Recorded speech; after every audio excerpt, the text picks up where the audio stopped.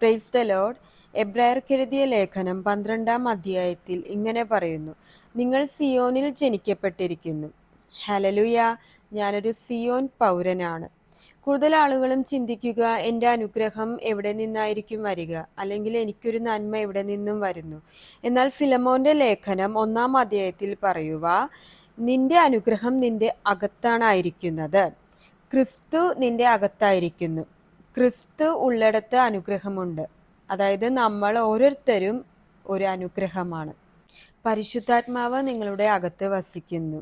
ക്രിസ്തു നിങ്ങളുടെ അകത്ത് വസിക്കുന്നു. ദൈവത്തിൻ്റെ ശക്തി നമ്മുടെ അകത്തുണ്ട്. അഭിഷേകം നമ്മളുടെ അകത്തുണ്ട്. അതുകൊണ്ട് നിങ്ങൾ ഏതൊക്കെ ബുദ്ധിമുട്ടിലൂടെ കടന്നു പോകുന്നവരാണെങ്കിലും നിങ്ങൾ പറയേണ്ടത്, മഹത്വത്തിൻ്റെ പ്രത്യാശ ക്രിസ്തു എന്നിൽ വസിക്കുന്നു. ഞാൻ ഈ സാഹചര്യത്തിൽ തുടരത്തില്ല. ഞാൻ മുന്നോട്ട് പോവുക തന്നെ ചെയ്യും. ഞാൻ ഈ സാഹചര്യത്തെ ഓവർകം ചെയ്യും. എല്ലായിടത്തും എല്ലായ്പ്പോഴും ജയോത്സവമായി നടത്തുന്ന ദൈവം എൻ്റെ കൂടെയുണ്ട്. നിങ്ങൾ കേൾക്കേണ്ടത് നിങ്ങളുടെ അകത്തു നിന്നും വരുന്ന ദൈവത്തിൻ്റെ ബോധ്യത്തിൽ നിന്നായിരിക്കണം. വചനത്തിൽ നിന്നുള്ള ബോധ്യത്തിൽ നിന്നായിരിക്കണം നിങ്ങൾ സംസാരിക്കേണ്ടത്.